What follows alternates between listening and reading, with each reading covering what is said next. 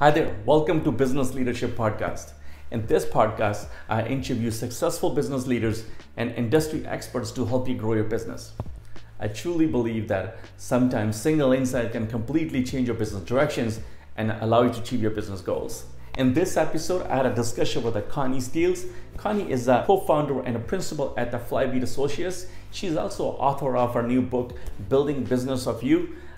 She's been working with the business leaders, whether it's a Fortune 500 companies or startups or scale-up companies, and she's been helping business leaders to build that workplace strategy and business strategy and execute the strategy so they can achieve the result of what they're looking at.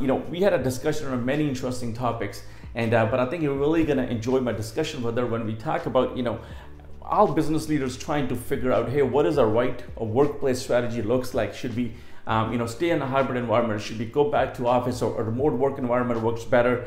And how do you bring staff on the same page as where you at?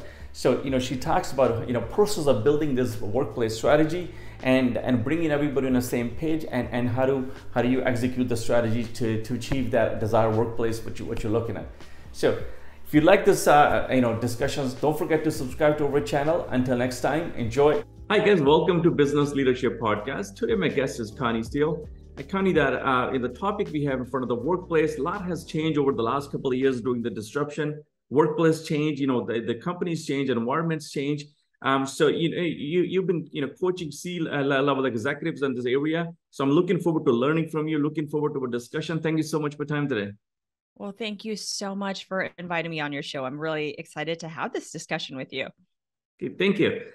So walk us through, what do you see the biggest changes happen over the last couple of years? Definitely the environment change, workplace change, companies change, and the way we deliver product and services, that area also changed. So what are your thoughts are? What are some of the biggest changes where you see that change over the last couple of years? I think the most important point to highlight about what's really changed is what people want. What do people want out of work, out of their career, and really their life? There's been a redefinition of what success is when it comes to that. And it isn't being defined by those typical markers of money, title, power, the traditional pathway that has been deemed as the successful roadmap that many people have followed in the past, which is that very linear, sequential, upward movement. It's climbing that ladder isn't what people necessarily want anymore. Mm-hmm. They're looking for greater fulfillment, happiness, contentment. They realize that if they're happy in their life, work needs to fit into that. There has been this shift. It was, if you're happy at work or if you're successful at work, your life will then follow. Mm-hmm. But that's been proven that isn't necessarily the case. And in particular, the millennial generation and younger, they have seen their parents and those of other generations who have worked really hard and haven't always benefited from that. And they realize that they want really greater work-life integration. So the mindset, the attitudes, the behaviors, the beliefs, the motivations have fundamentally changed. And you're seeing this in light of the Great Resignation. You're seeing this in light of the news talking about quiet quitting, that I believe has really been around since work has been around. But to me, the key point is what's changed? People, what they want. Yeah. But is that one of the reason the productivity went higher, even in a COVID, that people were more happier what they were doing and that they produce a lot more work when they're happy to do what they really want to do? Yes, I believe that's totally part of that. I mean, so you kind of have two ends, right? So you have greater productivity in that they now can address more of the things they might need to do at home. There isn't this long commute into the office. Mm-hmm. Certainly that saves time. There are people who have requested more flexibility and to be able to work from home, but weren't able to, and they were able to be just as productive. But let's keep in mind too, that there are also folks that struggled with that. I think the key thing that's also changed is that there's this recognition that you have to meet people where they're at. There is no one size fits all. That, in the past, there was this thought of, siloed, sequential, linear approach, almost conformist and rigid approach to the way that we work. That's shifted, is one that it's nonlinear. It is multimodal. It is multidimensional. It is one in which that is really about individual agency and much more collaborative. Because if you're in technology, you realize that the way that products and services were built were waterfall, were much more critical pathing, that linear, almost industrial line way of thinking and working. It's now agile. Agile, very different. So when you kind of take a bigger picture on how we in the workplace, a workforce, are building and delivering products and what is enabling us to be successful in a business, which is a much more agile, iterative, testing, learning approach, that's permeated into people. Because we now have technology products and services that enable us to sample, to test and learn, to try to see what we like and what we don't like. So it's about breadth, not just depth. So what does the business leaders have to do in this, Connie? Business leaders, they have to definitely have some sort of plan to what kind of workplace they want to have, what kind of work environment, what kind of culture they want to create. But everybody has their own preferences. So, certain people want to work this way, certain people want to work this way. Some people don't like. So how does a business owner go about, so listen, this is kind of company I want to build, this is what kind of workplace I want to create. And these are the policies I'm going to have. How do they go about it? How do they approach this issue? Well, this gets back to really understanding what makes you, what's the value that you bring, what is the mission and the purpose that your company delivers. You hear a lot about that. I know they can sound like buzzwords to many people, but so much of this gets to a fundamental alignment between you and your employees, where you recognize what are you about and what makes us unique and really can help us build the right culture where everybody feels that they believe, they fundamentally believe that this is what our special sauce is. And each company will be different because the leadership of that organization have a vision for what their sort of foundation is for success. But it's also important to ensure that the people that you have working for you believe in that too. And when you are able to co-create in a lot of ways, because right now, we hear a lot that employees now have the power. You've seen that. It's about having that mutual value exchange. Just so, for any business, what do you need to do? Understand your customer. A business is made up of employees. Understand your employees. And it is getting that data, understanding, what do you think about us? Where do you feel we are strong? Where do you feel we're able to deliver our best work that helps us grow and accelerate? Your employees are going to have a different point of view, likely, than your leadership team, because some of them are much closer to the customer. They are intimately aware of the operations that make it more streamlined for you to do well and also hold you back. So all of that insight and information feed into you as a leader understanding, what, these are the values that we stand for. This is really what we're about. The challenge, though, I will say, is that's great. You collect all this information. We say what our values are. We say what our mission, vision, purpose. Then what? Because a lot of times what gets you stuck is operationalizing that. Execution. It's always execution, right? You have a great strategy. Execution falls short. It's not that the idea wasn't great. It just wasn't delivered well. This is the same case. So when you talk about, we have this value, we stand for this, you have to give very tangible examples of what does that mean in practice? What's the behavior that people will be exhibiting in all facets of what they do that showcase this is what we're about? So people can tangibly identify that's on point. That's not. So it gets that level of detail that one, have that common goal and objective. It takes time, right? You've dealt with this. No, it takes time. But it did definitely create a challenge when we're talking about great resignation or quiet quitting, more in the US than in Canada. I believe these two, in a great recession. And, we're talking about and quite quitting. It's not as much in Canada, but still it creates a challenge for companies when you have this kind of work environment where these trends kind of gets highlighted in the media and definitely people follow. It creates a challenge for business owners to create that vision and all that or culture they want to create. It does. Well, one thing that's so important is managers need to be closer to their employees. So, there's being the voice of the customer, right? I mean, what's the voice of your employee?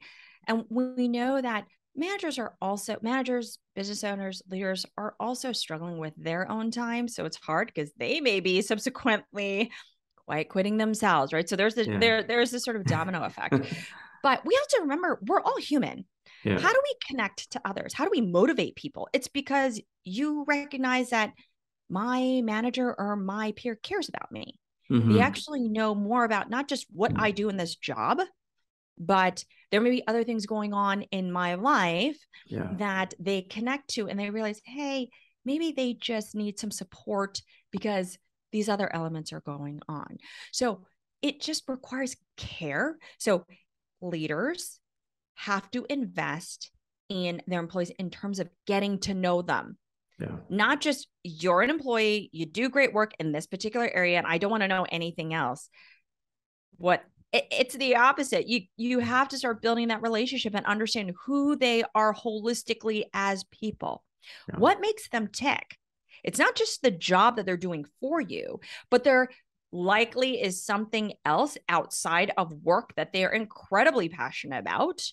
And it's tapping into that passion. It's tapping into that interest. It's understanding maybe they have additional skills and capabilities that are a great complement to what they do at work. Once you know that and you learn about that, how do you actually leverage it and bring it forward into the work that they do for you? Because I'm sure many leaders have found some of their best employees are the ones that can straddle across it. Wow, wait, you're just not an incredibly talented developer, but hold on, you actually understand some elements of marketing, and you could even write, like you actually could think about how to bring something to market, not just build it, but what does it mean to put it out there? It's a very different way of working, because then that individual is able to be an incredible connective tissue to other parts of the business and understand, oh, wait, so how does marketing come into how we need to build products and services better? Or how does the finance function understand kind of the budgetary support we need in order to drive these relevant product and service investments more? But when you understand the cross-functional disciplines of other people, how they work, what motivates them, how they can do their job better, and how they rely on your function, that's like a business piece. But what if people on your team actually have that skill? They just don't do it in their job. Yeah. They happen to do it outside. Why wouldn't you pull that forward? Why wouldn't you have them lead that? Because, wow, that's a great point. So what you're saying is, you got to tap into other skills that employees have, not only the primary skills that they employ for, and they have other expertise. And I think that's a great point. If definitely it will help in not only the business but also in productivity as well, because they're already seeing that because they have a different skill set. You're just not tapping into it because you're not looking into it, right? 100%. One thing that's also been happening in this world of work, you see a lot of people talking about it, is the diversity, equity, inclusion. When I think of diversity, it's not just diversity in terms of gender, in terms of ethnicity. It's your diversity in your thinking. Yeah, it's your how about ideas? In your diversity of ideas. Absolutely. Your background, your work experience. So someone who maybe they worked in 5 different industries before, and maybe they even had 5 different roles, very different roles. But what's interesting is that they saw the ability to thread commonality in these different industries and these different roles. And so they have this wealth of information, not specialization, very, very deep, but they can actually survey the landscape and have a much bigger aperture of seeing different trends and and have pulled insights in light of that. Look, we see this in technology, right? You see one particular business completely pivot and pull from somewhere else. Exactly. There's an interesting hybridization. Like the innovation that happens now is fundamentally a hybridization of different industries to create something new. So your employees are multidimensional people. We're all multidimensional. We're not one-dimensional. How do you tap into that? But that means you need to go a level deeper as a leader, not just, wait, you just did your work. I need to focus 100% on me and everything I'm doing. And I understand how hard that is because I've been there. But if there are ways in which you are now able to allocate some of your time to truly understand your people, support your people, you're going to have a much better working relationship. You're probably going to see sort of a different shift in the way they're operating with you, their level of engagement, creativity, innovation, productivity. It'll shift. Yeah, I know I can attest to that. First an experience with this, what you just mentioned. I think this is such a great point. We hire IT people with the technology background, with the computer science degree, computer engineering, these trades. But some people come from different industries. We recently hired somebody from mining company, and when we took over mining company as a client, and the person shared the insight, the mining companies have this kind of culture. They work this way. This is how they approach. So if for us to provide a better service, we got to change a couple of things to accommodate their needs are what they're trying to do. So those insights definitely made our team's life much easier to deliver the services because of somebody came from that industry. I think that tapping into those skills that what you mentioned is a great asset that a lot of business owners don't explore because they just don't look into that. But these people came from different experiences and they bring the knowledge and expertise to your business, to your point, that you can tap into and benefit from. Agreed. Well, one thing you mentioned, I think is so important to hammer the point on this notion of customer experience. Every business knows that they have to deliver the best customer experience. How do you do that? You have to look at all facets from the beginning of the journey to the very end. That is not one-dimensional in any way, shape, or form. How do you really pull all that information? It's the people on your team. The people on your team need to know what questions to ask. They either intuitively know it or they need to do the research to do it. It's the same thing with your own people, right? You're trying to create the best experience for your own people in your company. But when they understand how their breadth of experience can connect to delivering the best customer experience for their clients, they now have a clearer sense of their purpose and how their talents can tie directly to having impact, because everyone wants to have some level of impact, but they may not understand how that aligns. So your job as a leader is to help them, but to spot the trends, most importantly, because you have to be strategic. You have to be a trend spotter, not just in running the business, knowing the market, knowing your competition, obviously kind of checking like, okay, are we growing? Are we not? You need to spot the trends in your people because people drive the business. It's not the tech. This is my point of view, right? Everything that we built is based on people. And with this continued growth of technologies to make life easier, I think we've lost that human element. So we got to get back to basics and say, all right, what do we need as people to be able to do our best work? And when you're able to tap into that, amazing things can happen. But I think in a lot of ways, we overcomplicate things. It's just human nature. Yeah, I know. Isn't it interesting that more technical advancements we have, more technology we have, the relationship with the people become more important, because we forget how to build that, right? So more we depend on our technology, more we forget how to build those relationship and trust and that work environment with the people. And that's what becomes more critical. And then you have to, look into that here and build a strategy around it, how to do that. Where, many years ago, we were just doing that naturally because we didn't have all the technology dependencies. You're right. And we were all co-located, right? Yeah, yeah, So we all had to get together, deal with those human dynamics, yeah, yeah. conflict management. You just had to, because that's how you got work done and made Mm, progress. Now that you have technology that's automating those tasks that are more repetitive or making it easier, not everyone feels comfortable having this mm, two-way conversation. Some people don't even feel comfortable talking in that way. They yeah. are much more comfortable with asynchronous communication, right? So there are so many different methods, modes of communication, Mm-hmm. recognition of styles of communication, recognition of different ways of learning.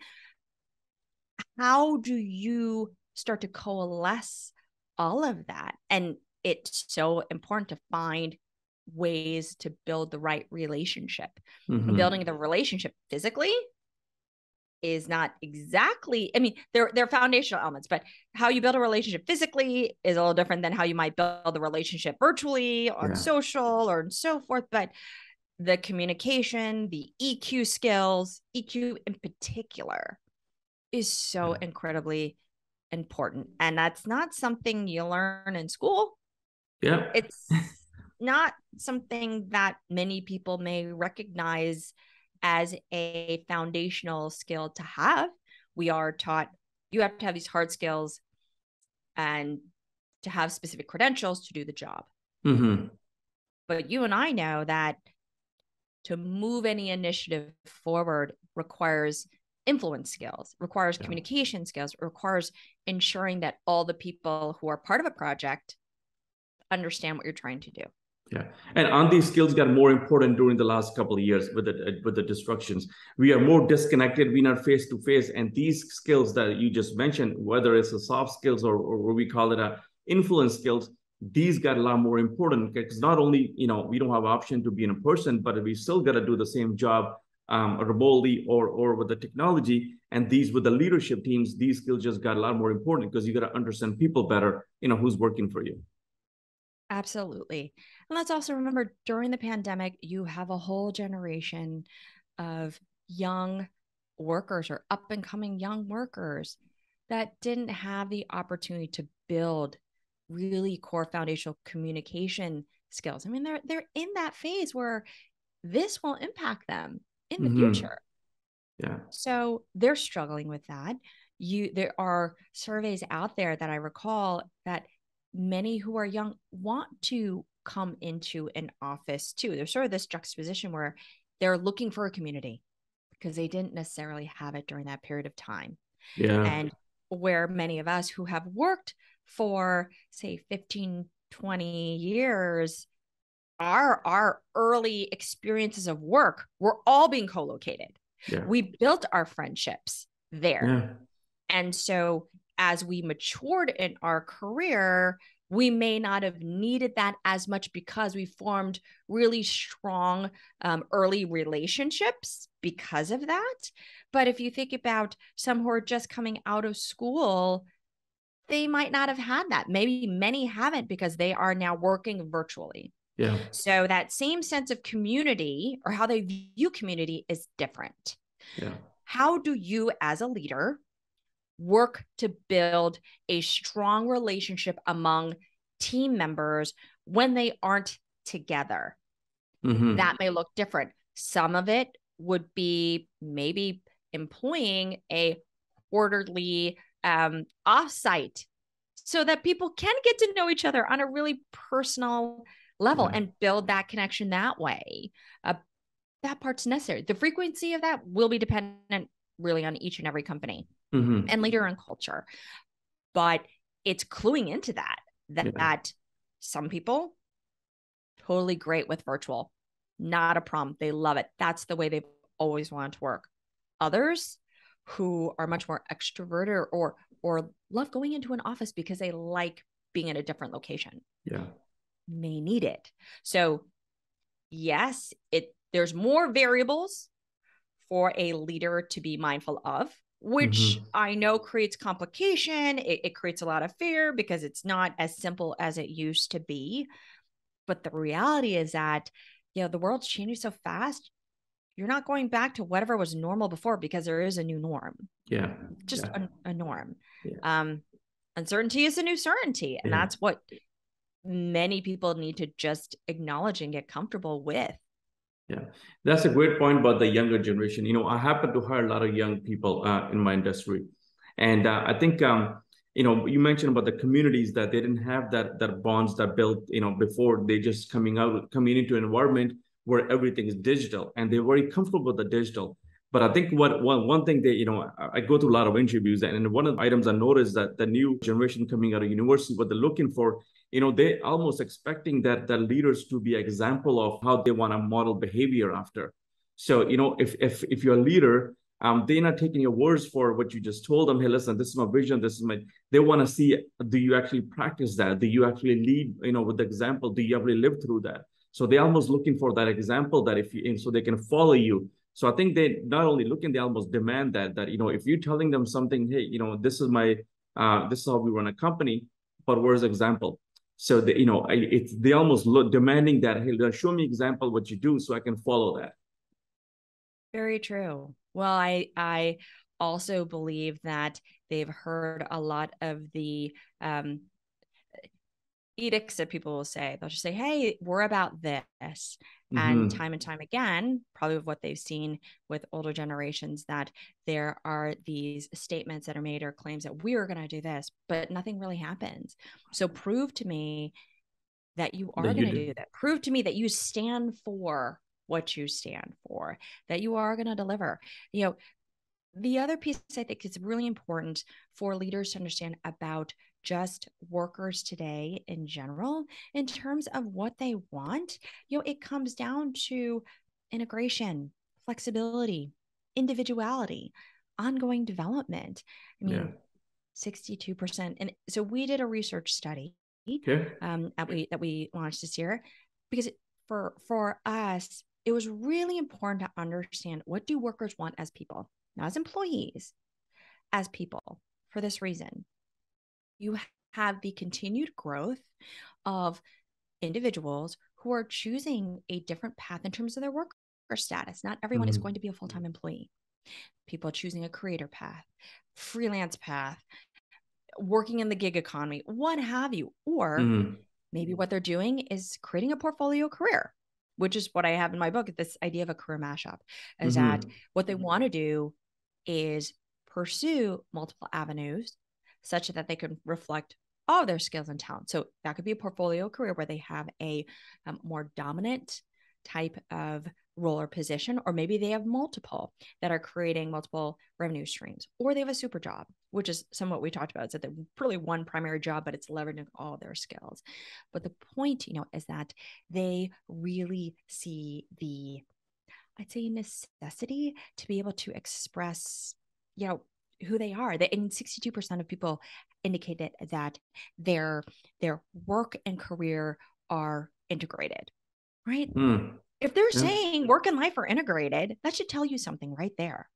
And it's true. If you think about it, because of the pandemic, work and life was fundamentally integrated. It had to be. Okay. So 62% of people said the life and work is integrated, which means that they can't tell the difference between, if they're all the same thing, or if you can just explain, walk us through what do they mean by when they say work and life is integrated? So think about during the times I'll speak to my own experience in working, is that years ago when I started, I go to work and I can only really think about work, and I had to compartmentalize anything that was my personal life. The only time I could do anything that was personal is maybe during my lunch hour. I see. But I have so many other things that I have to cover, and particularly when I became a mom, when am I going to get that done? I have so much I have to get done. And so I had to compartmentalize the only thing I could do. And I would be made to feel guilty. I think we all are made to feel guilty if we took time off for our life, which we have to do. But we had to compartmentalize and be siloed and only focus on what we have. When in reality, to really ensure that we're getting through the day, there are so many things we have to do. And to set up appointments for kids or what have you, it's during the day. When people wanted to have flexibility to work at home, this way you are much more fluid in the way that you work, that you could have that dedicated time to focus on your work, but versus being interrupted and going out and doing other stuff, you could go take care of, the necessary home commitments or calls or what have you, but you're not losing momentum in doing the work that you need to do. If anything, you're much more efficient. I see. And less stressed in doing so. I think another thing that's also really important to acknowledge also that we found in the research, 52% of people indicated that their professional ambition isn't tied to being part of a company. They don't define themselves based on who they work for and what they do. It's something more. They recognize they are something more than the jobs they have. So again, this gets back to understanding who people are. And that's okay. There's nothing wrong with that. It's tapping into, well, who do you see yourself as? What do you see your strengths as being? And one thing that's very critical, I mentioned this in the book, but I think this is for anyone, no matter what level you're at, is that the people that I interviewed and the people that I continue to see this consistently, those who are happy, who have created this mashup, what they did is strategic planning for themselves. Just like a business that needs to create that strategic plan every year so that they know what their goals, objectives, strategies, tactics are. They can align everybody and move them towards that common purpose. What these amazing people that I interviewed, all walks of life, they were doing strategic planning for themselves. They just had to get clear on what their personal goal was. And that goal wasn't just their job. Their goal was, what do they want to do in their life? Work connected to that. And they were constantly iterating, experimenting to see what fit. No different than how you build a product, different than how you build a business. They were doing it for themselves. And that's very hard. A lot of us don't give us the necessary time to do that level of introspection. But we are now products and services on the web, whether we like it or not. So it's very important that you spend the time to understand you. And maybe you don't, but as a leader, here's advice for leaders. Help your employee build that roadmap. Help them understand what that career plan could be within your company so they see a pathway. That's very key. That is a very key lever to getting them to want to stay, to have them give them their best. But it's working with them, but also asking the question, it's not just where you want to be in my company, because let's face it, not everybody stays in a company for a long period of time. But if you can maximize their potential and contribution in your organization, that's incredibly valuable. And they may come back later, right? So what you're doing is you're building a long-term relationship with great employees, of which it doesn't mean that they're never going to come back to you, but just realize at this point in time, this is where they're going to support you. So it is helping them build that long-term roadmap. Say, well, what is it? You're doing this right now, but what is it? There's something bigger that you're looking to do. How can we help you get there? But clearly there may be skills, experiences that we can offer here that you can build within this company that can help you get there. That may get them to stay longer. I mean, that's a tough decision business owners have to make, right? So if they can find the common grounds that they can find that areas where the person, the employee wants to go and build the gap, that's a win-win for both of them. But how about employees that their strategy, their plan is different than what business plan is? What do you do in that case? So if you have employees that definitely their strategy, their plan is doesn't align with the business strategy, business plan. So now you gotta make some tough decisions that you gotta go in different directions. Exactly. But then you have an objective understanding between the two of you, right? What happens is that And it's with any project that any of us have ever done.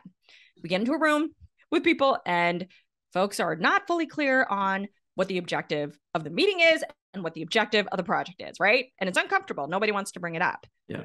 You have to get to that. Otherwise, you're going like this, and then, things will get derailed or people are questioning it. Lots of uncomfortable situations come up. You have to have the hard conversation as what are you looking to do? And they may not be clear. So the question is, are they willing to work with you to build towards that clarity such that there is mutual value or not? Yeah. But now you have had that two-way communication. There isn't this passive aggressiveness, which quite often just happens naturally because we're human beings. But you have to get past the emotion. You have to get to clarity on what are we trying to do? What are you trying to do? What do you want to do? This is what the business does. So you're laying it all out. It is, to me, a data exercise, right? You are identifying those important trends. You're laying that out. As you said, how do you bridge the gap? Where's that white space opportunity? This is the same type of work you have to do in your business. You're gathering that information about the market. What's happening? Is it growing? Is it declining? What are those impacts to it? What are the levers that are helping it grow? What are the levers that are creating sort of that negative friction? It's there. It's just a matter of pulling it together, having the tough conversations, and then you could see the patterns very clearly. Yeah. But not everybody feels comfortable having those tough discussions. Yeah. But you have to. And so that gets in the quiet firing. Yeah. Which we hear, right? Yeah. You rather have those tough decisions than go through all that, chaos and find out that it's not working out for both of you. Right. So you rather have that discussion now. Right. And you may still have a relationship with that person. So maybe it wasn't a good fit. For me, what I believe is so important for individuals, leaders, and the companies they work for is identifying what fits you best. Yeah. Everything has been, well, what fits me is, I think what fits me is this definition of money, title, power, company I work for, that kind of thing. No. When you find your own fit, whatever that looks like, and it's hard, none of us exactly know what we want to do when we start out working. Or at least I find that hard to believe that people are so clear that they want to be X, Y, and Z. And there are some incredibly fortunate few, and that's amazing. But I'd say the majority of people don't know. Yeah. So they go through life trying to figure out what it is. And that's great. So it's a matter of saying, hey, how do we find the right fit? And fit doesn't mean you have this check the box credentials or hard skills or what have you, because your definition of fit is that. What I'm sure you have found, and I'm sure that all of these amazing executives that you've worked with and all these leaders as well that are listening, is that some of the most talented people that you haven't had those hard skills. Yeah. They have an aptitude. They have a hunger. They have an ability to just learn and pick up something and run with it. That is not a hard skill. That is something very different. Yeah, that's where, definitely as a business leaders, I'm always working on that. You got to be able to get past that, what's in front of you, and look into that. Does that person have a drive? Does that person, hungry to learn? Does that person will go out of the way to help out somebody? These are the items you got to look past what you see in front of on a piece of paper, on a resume. But that's trend spotting, right? So that's human trend spotting. That is sort of the psychology that you have to employ as a leader. How do you get there? Know your people. Yeah. It's building that sixth sense of the way your people behave and communicate directly to you and indirectly. Yeah. So for example, if you start to notice the patterns of how certain people on your team respond to you in emails, some will be immediate, right? All of a sudden, what if they stop responding immediately? Something's wrong. Yeah. What could be going on that is changing their behavior? What is it? That should be a red flag. So you're thinking ahead. How do you manage that? How do you start to understand, wow, I wonder if something else is going on. How do I help them? Maybe if somebody else who has a very different kind of behavior, it just takes them a couple of days. That's great. Yeah. But then all of a sudden they're shifting. Like, again, what is driving that? Always understand the why. But when you start to build this and sixth sense, and you can foreshadow what's happening. Again, as a business owner, your job is to see the moves that other competitors are going to make, right? Yeah. You have to do that because you don't know if they're going to come out in left field and build a new product or what have you. And then you're not ready for it and you're caught off guard. And what do you do? And it becomes reactive. It's the same thing you have to do with employees. Yeah. So if you can anticipate what could be happening, because you now have a certain depth of information about not just the way that they operate at work, but what could some of those dynamics in their life be that inevitably will impact their performance, because work and life are integrated. It's going to cause you to operate differently as a leader. Yeah. And it shows that you care. Definitely. So let's talk about your book, Connie. You know, it looks like the book you published, it was the middle of COVID, right? 2021, February. Yeah. So what inspired you to write this book? You know, what is the book about if you walk our audience through? Sure. So the book is really about the future of work at a human level. You know, what has driven the changes in attitudes, motivations, behaviors, desires, its implications to careers, fundamentally, because of how we're looking at life, and what to do about it in terms of building this career of the future, which I call a career mashup. Yeah. And so it walks through a system specifically to help you build that necessary strategic plan. It also offers stories of people who have done it because it helps contextualize that. But in addition, there's also insight on you as a leader. How do you help someone build that and why it's important? Where the inspiration came from was really based on my own podcast. So like you know, every opportunity to speak with someone is so enriching and you learn. Yeah. So I started this, about 5.5 years ago. And the premise is that I really wanted to understand what got people stuck and how did they break through specifically. Because I always knew, you know, being a strategy consultant, it's never just a subject matter expertise that is the inhibitor to moving forward. It's all the other stuff around it. Yeah. That you have to understand. So the intent was to really understand the backstory of the person, who they were, how did that connect to the challenges that they had across various disciplines, but focusing on the how, like what was it? Because we all know the what, challenge with the how. And after interviewing several people, I started to see patterns, and in particular, of those who were, kind of growing and developing in the career, and that they were looking at podcasts to help them learn and reaching out and saying, I learned so much from this, and I'm struggling with this aspect. And they were taking a very nonlinear journey. And I want to know why, because at that time, that's what you saw. Millennials not being as committed, or all this sort of news that didn't paint people in always the most positive light. And so something seemed to be there. Again, this became a very passionate, almost research project to understand the why. And in light of that, as I interviewed people on the podcast, did a lot of additional research, secondary and primary, had a thesis. And it was really about that the future of work is fluid. It's about fluidity, and it's about being human. And what I mean about fluidity, again, it's an overarching theme, is that change is constant, right? Yeah, like it or not. Like it or not, change is going to happen. Yeah. Correct. And fluidity, because if you go and think about us as people, an individual, our identity is fluid. Who we are when we're young and as we mature changes. So whether it is in your identity from a gender perspective, for example, because I was also thinking about my own kids and the environments that they're growing in now, that people are now much more, or the youth is much more comfortable expressing who they are. And it will change, but they're voicing it. And that's shaping who they are at an early age. That will carry into the workplace, guaranteed. Yeah.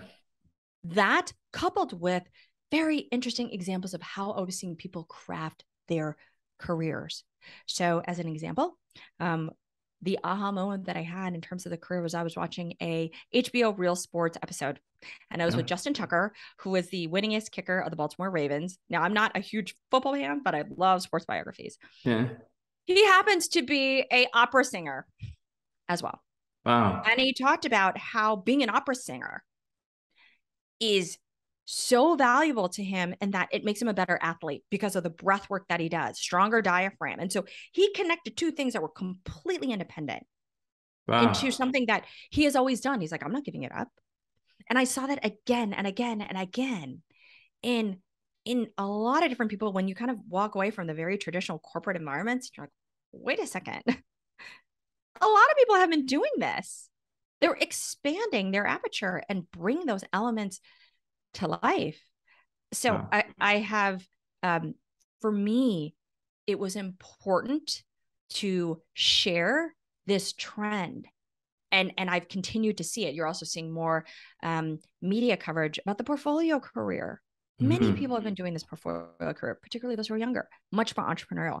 But I also could connect it to technology, having been in the technology space for pretty much all of my career and being part of that shift and being very aware of that shift and working with people from those times where we were building products in a more waterfall oriented way to an agile way. And I could see how that changed behavior, changed businesses, but then it's changed behavior pervasively. So I know that was a lot, but it's all of these trends. It seems somewhat disparate, but they're really all interconnected, and wanting to give clarity for people to say nothing's wrong with you. Yeah. This is just sort of the world we're in now, and to help give a roadmap so that people could find momentum and really find happiness. Wow, very interesting. Yeah, interesting how you connect the dots for the many different items, right? And put it all together as a research and present it. I think it's great idea. So talk about your journey, Connie. How did you get so good at this? You know, what got you involved in building strategy for C-level executives? You know, coaching people. How do you get so good at that? You know, if you talk about your journey a little bit. Well, it wasn't planned, I'll tell you that much. Yeah. And I think for anyone who has ever written a book, you probably have this epiphany that so much of the book reflects somewhat of your life, but you didn't even realize it. So I'm a child of Chinese immigrants, first generation Chinese American. Math and statistics, academics was really a focus. Not surprisingly. But I wasn't that kid that was so academically focused. I loved sports. I was very right brain, but I was pushed to be very left brain.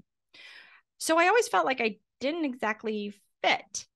But again, as a child of immigrants, you want to make your parents proud. So of course, I wanted to follow their guidance, and the proven strategy to ensure success in the States was that linear sequential path of doing well in school, getting into a great university, working at a great company. And that was the path that I took. So went to college, had a math degree, had no idea what I wanted to do with it. I was expected to do a double major, didn't know what I was going to do with that. My father happens to have a PhD in economics and statistics. So I tried all these different quantitative classes. Statistics stuck because I could see the application. But the expectation was to go straight to grad school. I didn't have anybody in my family who could guide me to a job after college. That wasn't a path for me.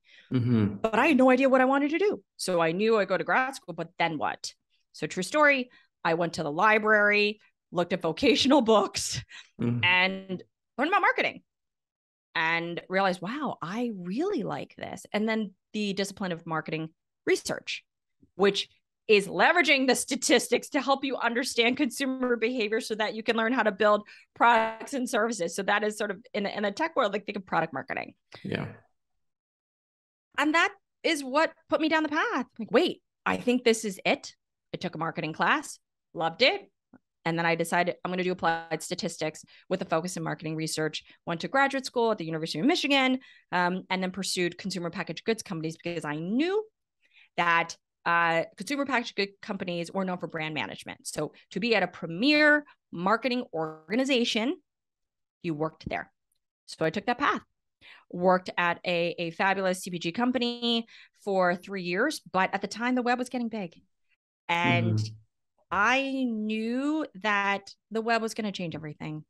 So because I was worried about behavior, I'm like, well, okay, behavior on food flavors, food packaging was not going to keep me stimulated. And I made a pivot to go into technology.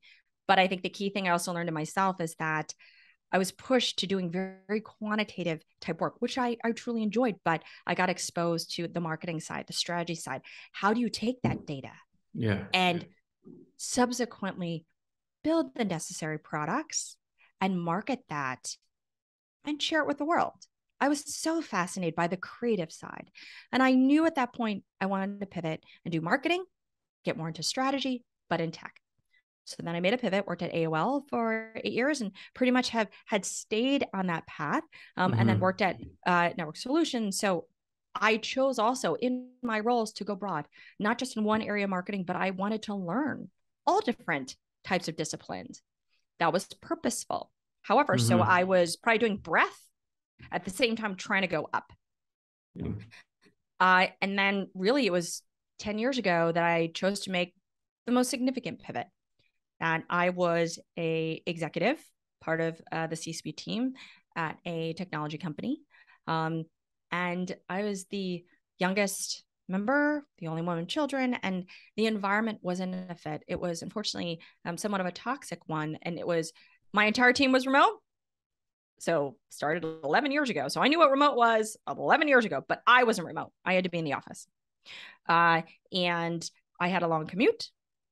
So all those stresses and pressures that many women have gone through and decided to quit during the Great Resignation, 100% understand, because that was me. And I hit that moment where I realized, is this really what I want? Because I thought, oh, wait, I hit this milestone. Something doesn't feel right. What's next? Because what it was is the trade-off. I wasn't able to integrate work and life. My children were 2 and 5. I wanted to be the parent that I wanted to be. That was very difficult.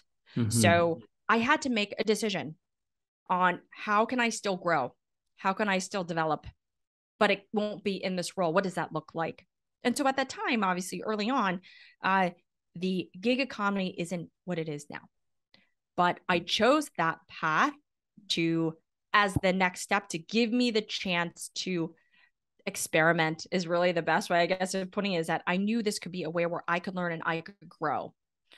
And since then, that's really what I have been doing, is taking those skills that I've built and applying that to organizations, being that outsourced CMO or leading strategic initiatives in marketing and strategy. And the strategy piece wasn't something I was taught in school. It was the fortunate circumstance of amazing managers that I had saw the talent in me and pushed me in that. I didn't even know what it was, but said, here, I want you to build the strategy. Or they gave me a framework and I just learned it. And I pushed myself because I read about it. I loved it. I tried to figure it out. And so the trend spotting came from that traditional background, I guess, of learning marketing research and doing the job. The strategy piece came from on the job experience and managers seeing my potential and pushing me because I didn't know what it was. I was too young to understand what it was. And they kept on giving me more and more. But I also had the support and mentorship and sponsorship of individuals in an organization, which is so, so important to help you feel like you're progressing. And we also have done that, by the way, in our research. We have proven that that's one of the most important levers if you want to really find career success being progress. You need that. And then really it wasn't until, as I mentioned, with the book, it wasn't something this was planned. It was more this desire to understand people. And I've always had an interest in future work because 11 years ago, I happened to work with someone who was the former CMO of Macromedia Flash, and he was an early gig worker. He quit. He told me his whole story, and he built a business to understand the independent worker. And he just got me hooked. He had told me trends of the future. And that early nugget started, maybe that was 12, 13 years ago. It stuck with me. And when I chose to pivot out of my corporate role, I continued to pay attention to all the marketplaces that were coming out there. So I had already seen the early like Elance, Odesk, which became Upwork. I had already known of, Fiverr, 99 Designs and all that. And I just kind of continued to track it. So in the weirdest way, that's how it all coalesced, but it was nothing that was planned. Very interesting. Thank you so much for sharing your journey. It was very interesting. I think we all make a very tough decision during our journey, and glad that it's all when you connect all those dots, it kind of works out at the end, right? So take you to the path you really want to go to. So I know I see you, right? So think about this. Would you have ever said that, hey, I want to do a vlog or I want to be a podcaster?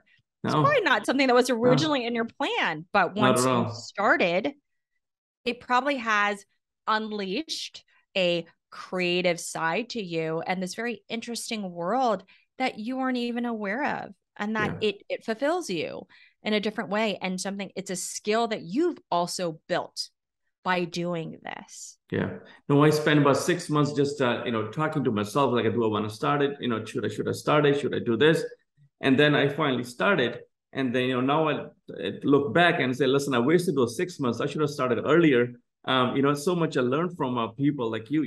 Every podcast I do, I take away more than anybody else can. I learned so much from my discussions, and especially your discussion. I learned so much, about the marketing, building a business. And I will encourage all business leaders who are listening, get a copy of your book, listen to this podcast and reach out to you for discussions. Who knows where it can lead to. And we all learn from each other. So, I would definitely encourage that people to, connect with you and get a copy of a book and just go from there and see where the discussion goes.